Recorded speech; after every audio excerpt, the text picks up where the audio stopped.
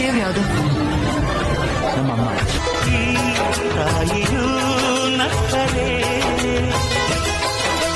ಸಂತೋಷದ ಸಕ್ಕರೆ ಮಮತೆಯ ಮಾತೆಗೆ ಭಾಗ್ಯದ ದಾತೆಗೆ ಮಾಡುವೆ ಭಕ್ತಿಯ ವಂದನೆ.